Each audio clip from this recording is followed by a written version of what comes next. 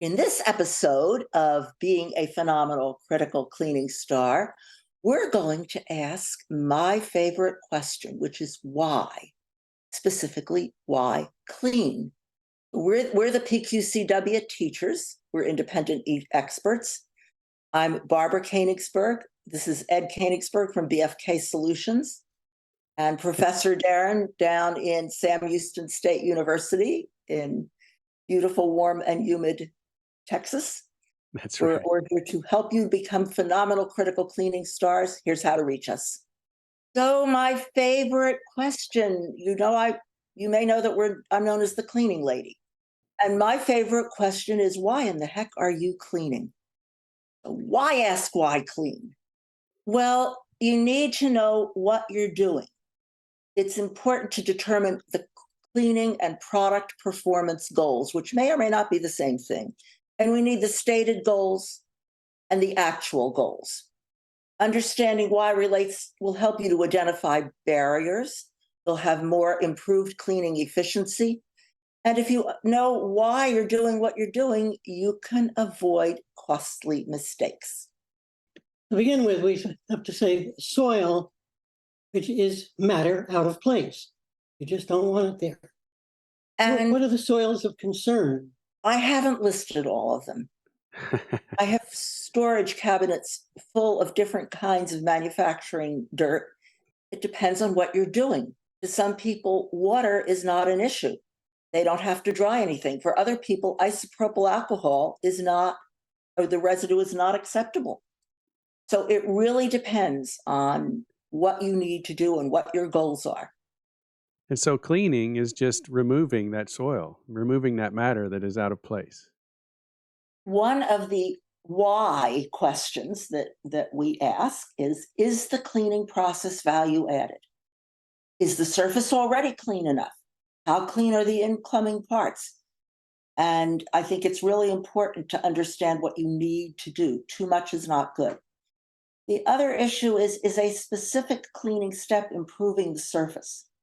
If I see a cleaning process that has 25 steps to remove one little bit of soil, I think people are guessing. Mm. We're proponents of critical cleaning or value-added cleaning.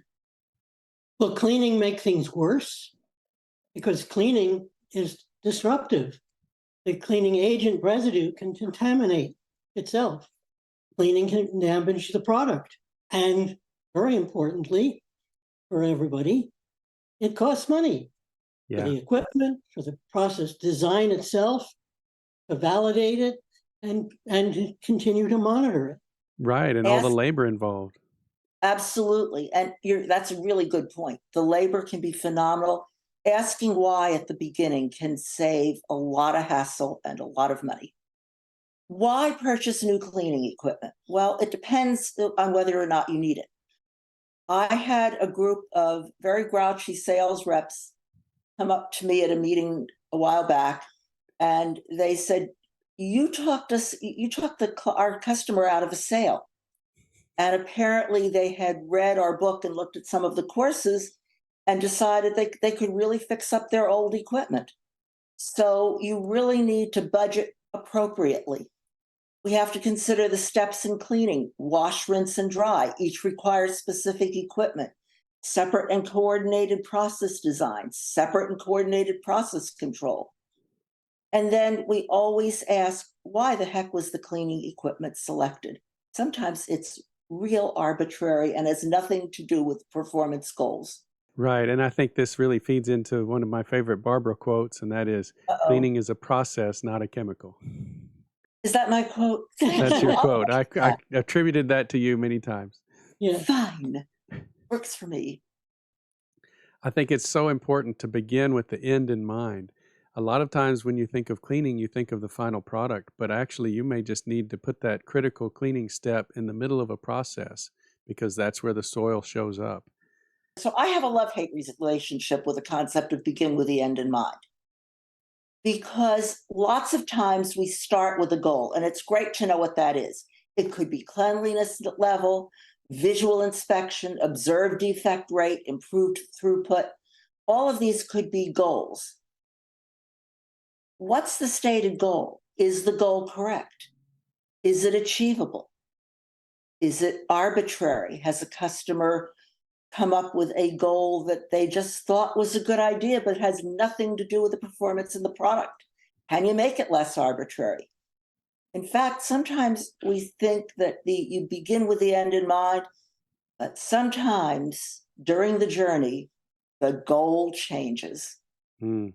So I almost agree with you, Darren, but not completely, but that's okay. Well, I think this idea of arbitrary goals, that's a very important one. You know, sometimes they set residue limits lower and lower Right. just because lower is always better, but that doesn't necessarily mean it's a functional limit. And so it may That's need to, you may absolutely need to true. have some negotiation with those who are setting the specifications. That's true. Again, the devil really is in the details. Why are you removing the soils? What processes should you invest in? Have you looked at the changing manufacturing requirements? How will supply chain practices impact your cleaning processes? The only way you're going to find out is to think about it and ask questions. And it may be beyond your immediate office cubicle or lab space. So in order to become a phenomenal critical cleaning star, you got to remember that what you're doing today, today's favorite process, could become tomorrow's prohibition. The gotchas can impact your cleaning process. There's the safety and environmental requirements that are constantly changing, and there are business decisions resulting from regulations, resulting from economic pressures. It all interacts, which is why we're always walking a tightrope. You keep asking why, but we Mhm. have some answers that you can go to. Educational resources from both the Cleaning Research Group at Sam Houston State and EFK Solutions, and then together the PQCW. We have a Clean Source newsletter, monthly, give or take. You can get to it by signing up at our website. There's also our handbook for critical cleaning, the 2-volume set. And from the product quality cleaning workshop side, there's the sponsored webinars with the PQCW team and Dr. Darren Williams at Sam Houston State. And we are very proud of our on-demand PQCW aqueous cleaning course. There is no sales hype. You learn at your own convenience. You get a continuing education credits if you pass the test, and we'll help you pass the test if you had trouble. And it includes a half-hour discussion with one of us. It's supposed to be more fun than a bubble bath. It's nicely priced. That's right. And you can find out all the information you need there at that website. Stay tuned for more ideas for manufacturers so that you can become a phenomenal critical cleaning star. And I think today we covered one of the most important topics, to begin with the end in mind and ask, why am I cleaning in the first place? That's true.